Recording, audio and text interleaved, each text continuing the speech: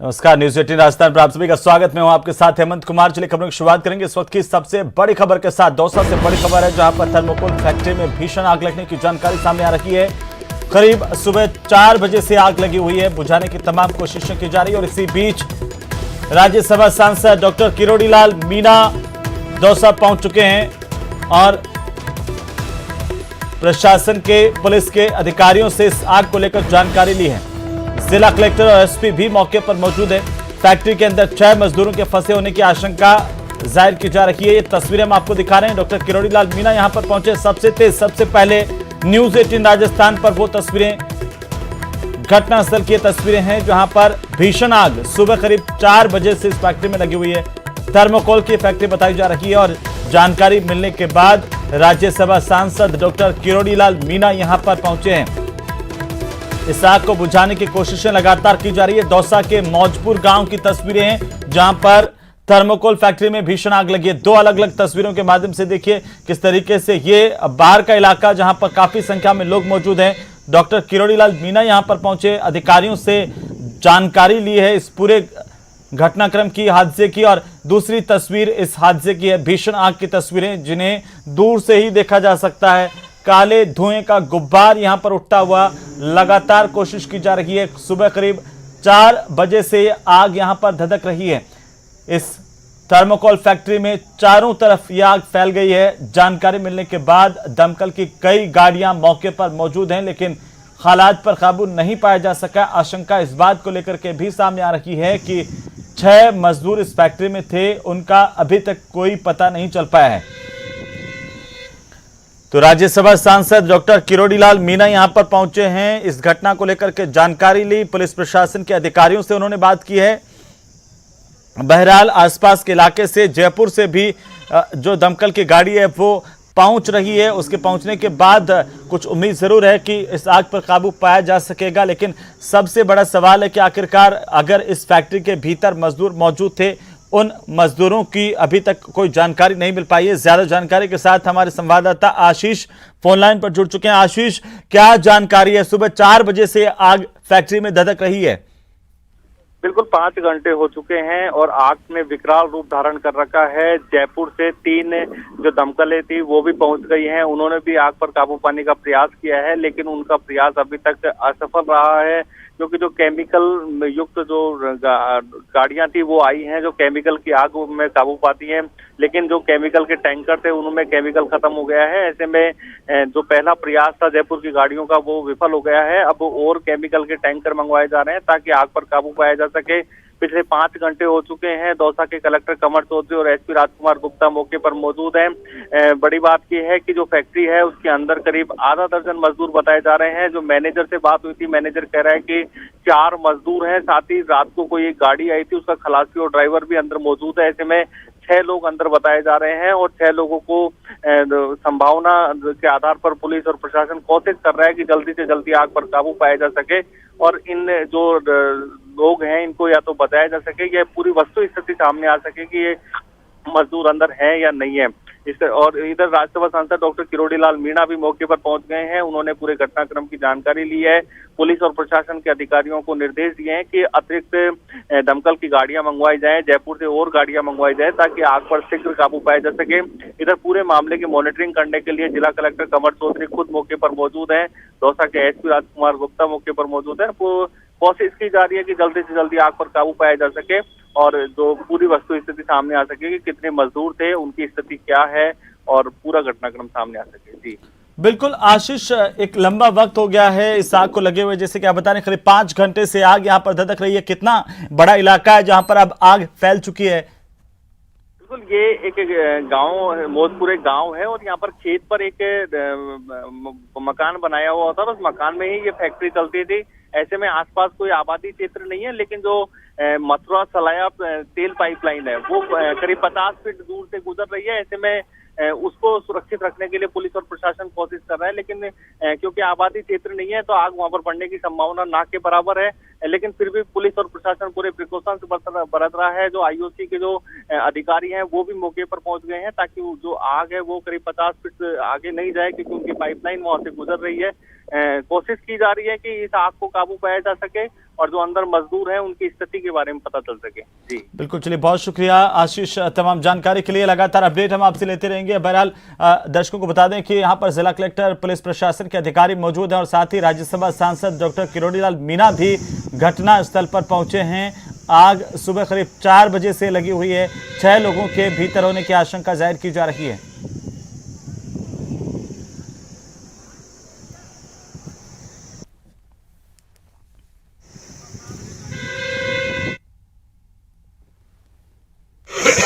मुझे इन्फॉर्म मिला, मैं भी यहाँ आ गया। पानी की फायर ब्रिगेड जो है वो भरतपुर, अलवर, दौसा सब जगह से मंगाई, लेकिन उनसे कंट्रोल नहीं हो रही है। उसके बाद में जयपुर जो है, जो इस आग को बुझाने के काम के जो इंस्ट्रूमेंट्स हैं उनके लिए मैंने बात की वहाँ पे देवेंद्र मीणा जी से। उन्होंने 3 गाड़ियाँ रवाना कर दी हैं और वो अभी जस्ट पहुँचने वाली है। सर, मजदूरों के फंसे होने की आशंका? हाँ, जो विलेजर्स से बात हुई है वो ये बता रहे हैं कम से कम 3 से 4 लोग जो हैं वो इसमें रहते हैं और साथ में रात को एक गाड़ी भी आई थी, ट्रक जो है उसके भी ड्राइवर खलासी होने की संभावना है।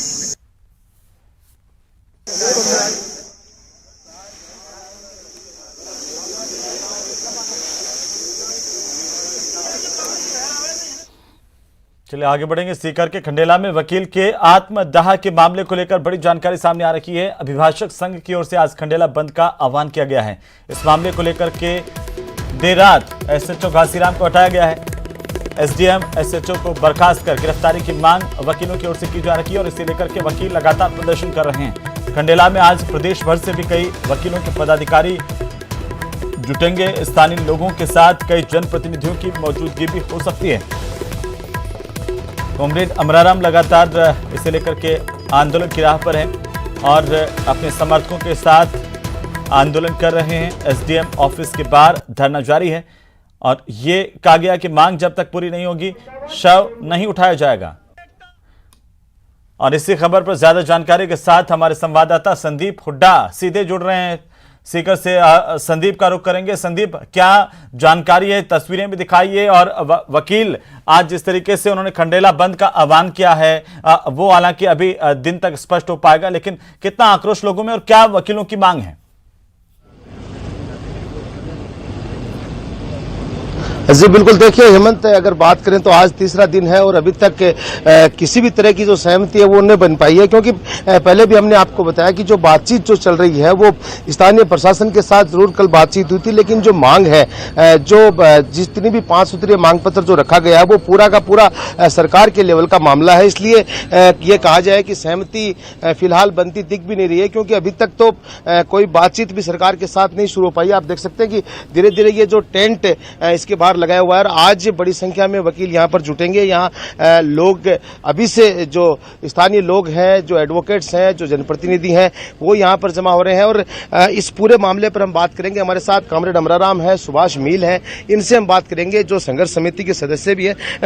मील साहब, क्या कुछ मांगे हैं अभी और कितनी बातचीत हो पाई प्रशासन के साथ? हमारी मांग मुख्यतः तो ये है कि दोनों जो आरोपी हैं एसडीएम और एसएचओ, उनको बर्खास्त किया जाए, गिरफ्तार किया जाए।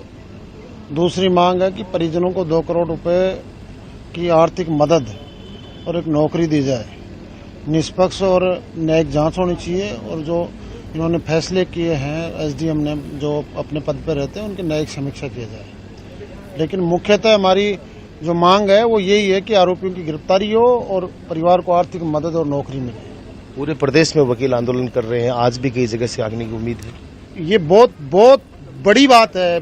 हिंदुस्तान के इतिहास में कहना चाहूंगा कि ऐसी कोई घटना नहीं हुई कि जब किसी अधिवक्ता ने कोर्ट के चैम्बर में आत्मदाह किया हो और जो इस भ्रष्टाचार के सिस्टम के खिलाफ प्रताड़ित होकर अपनी जान दी हो। ऐसा पहला मामला हिंदुस्तान के अंदर पहला मामला है। तो निश्चित रूप से वकीलों में, अधिवक्ताओं में एक बड़ी बेचैनी और आक्रोश इनमें झलक रहा है और कि हमारा साथी इस भ्रष्ट सिस्टम से लड़ते लड़ते अपनी जान दे दी। हेमंत, हमारे साथ कॉमरेड अमराराम है जो भी इस आंदोलन में पहले दिन से जुड़े हुए हैं। अमराराम जी, कल बातचीत हुई आपकी 2-3 दौर की, क्या कुछ नतीजा निकला? क्या कुछ आश्वासन प्रशासन की ओर से दिया गया? प्रशासन और सरकार तो संवेदनहीन सरकार है। मतलब आप देखिए, ये जो 20 साल से हंसराज एडवोकेट प्रैक्टिस कर रहा था, दर्जनों एसडीएम और थानेदार आए होंगे, ये स्थिति आ गई कि एक वकील जो जनता को न्याय के लिए पैरवी करता है, उसको जान देनी पड़ी है। तो आप अंदाजा कीजिए 7 करोड़ राजस्थानियों के लिए, 7 आम आदमी के साथ क्या हो रहा होगा।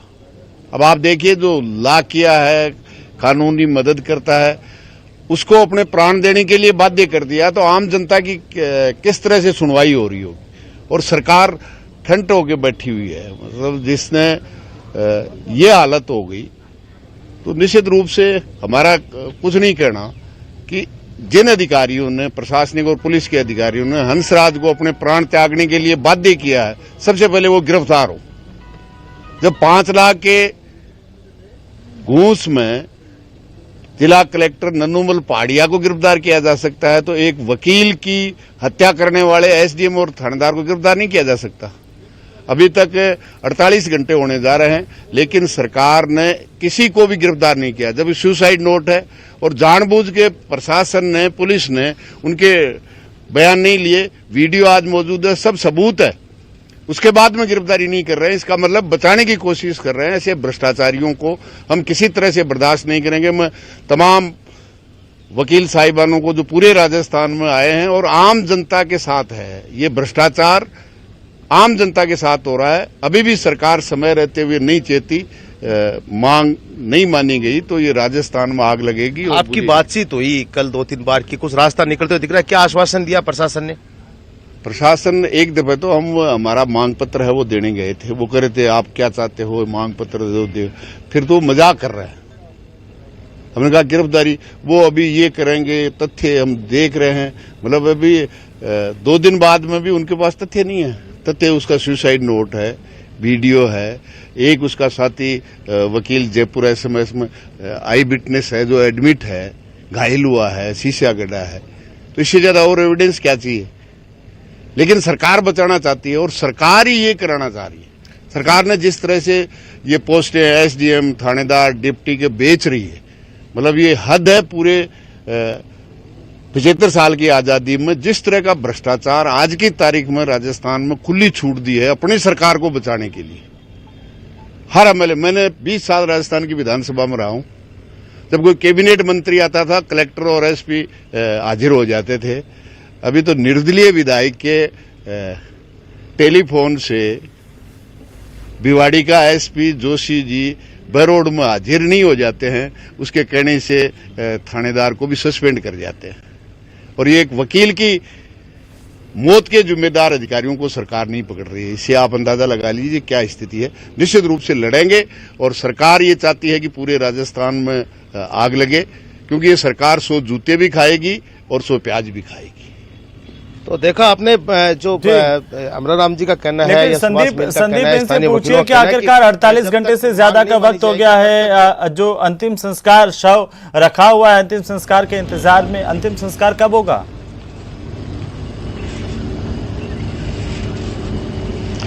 अमराराम जी, एक सवाल है कि 48 घंटे से ज्यादा का शव का अंतिम संस्कार नहीं हो पाया, तो इसके लेकर भी कुछ बात?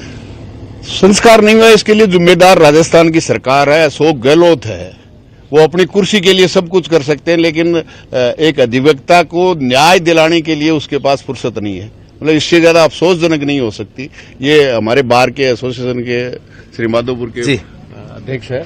मैं श्री माधोपुर बार अभिभाषक संघ का पूर्व अध्यक्ष हूं, और जिस तरीके से सरकार हठधर्मिता किए हुए बैठी है, और इस हठधर्मिता के पीछे केवल स्थानीय एमएलए जो है, निर्दलीय एमएलए है, खुली लूट भ्रष्टाचारी की मचा रखी थी। एसडीएम साहब ने भी मचा रखी थी, थानेदार जी ने भी मचा रखी थी, और जनता में एक तरह का इस तरीके का संदेश था कि मुझे तो पैसे देने पड़ते हैं, मैं अगर पैसे नहीं कमाऊंगा तो पैसे दूंगा कहां से।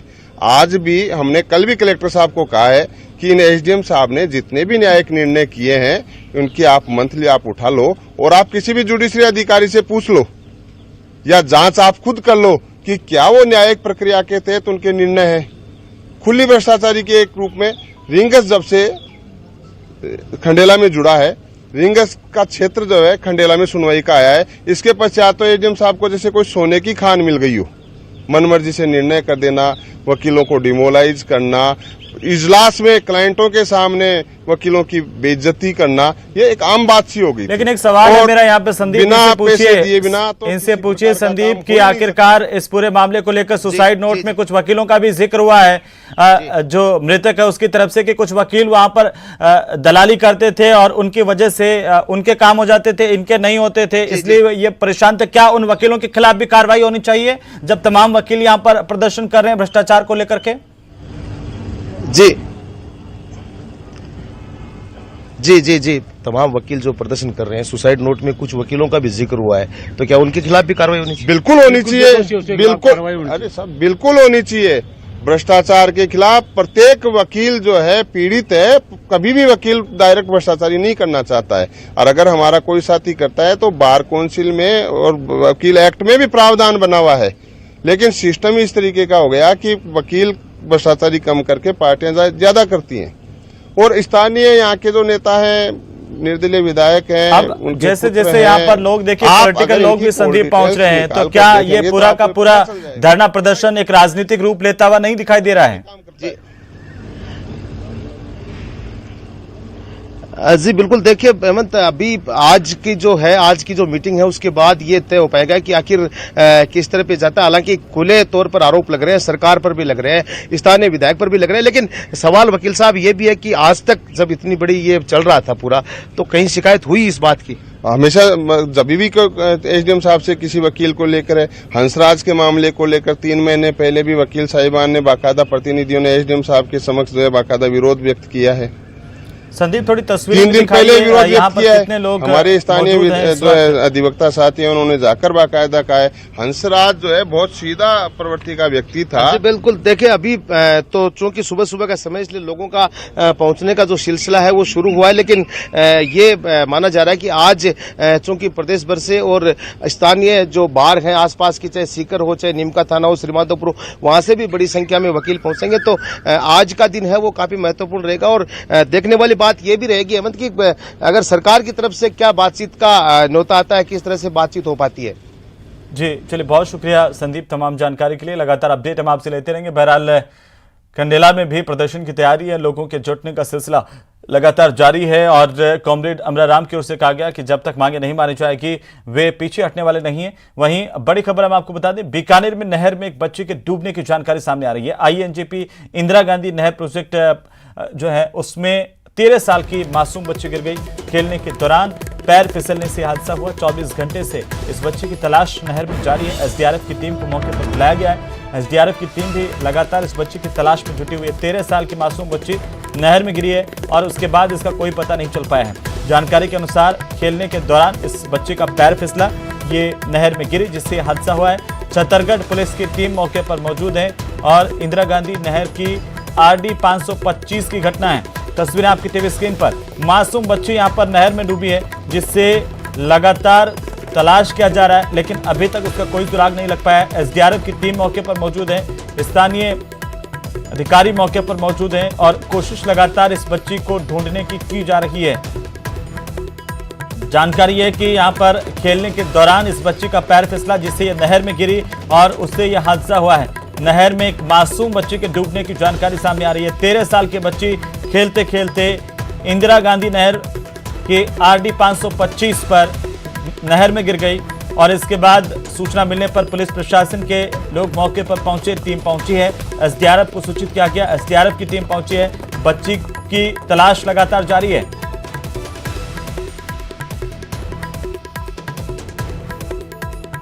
बड़ी खबर बीकानेर से। बीकानेर में इंदिरा गांधी नहर में डूबने की जानकारी एक बच्ची की मिल रही है, जिसकी तलाश की जा रही है।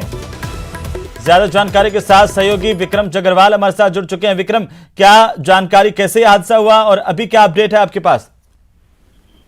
देखिए, ये 13 वर्षीय बच्ची है जो नहर के किनारे अन्य बच्चों के साथ खेल रही थी और इसी दरमियान जो है इस बच्ची का पांव फिसलने से ये बच्ची नहर में गिर गई और पिछले 24 घंटे से जो है स्थानीय गोताखोर जो है नहर में इस बच्ची की तलाश कर रहे हैं, लेकिन अभी तक बच्ची का कुछ पता नहीं चल पाया है। ऐसे में अब जो छतरगढ़ थाना पुलिस है उसने एसडीआरएफ की टीम को कॉल किया है और एसडीआरएफ की टीम अब मौके पर पहुंचेगी और तलाशी अभियान शुरू करेगी।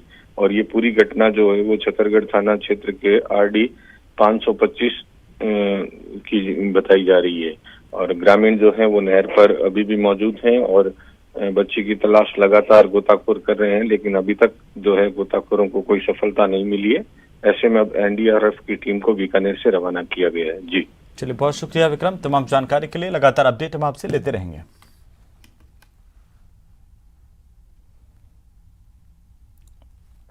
चलिए आगे बढ़ेंगे और इसी बीच कोटा से बड़ी खबर है, जहां पर कोटा में चाकू मार करके छात्र को घायल करने की जानकारी सामने आ रही है। एक बार फिर से चाकूबाजी की घटना कोटा में सामने आई है, जहां पर एक छात्र को चाकू मार करके घायल कर दिया गया। मामूली सी बात पर यह विवाद हुआ है।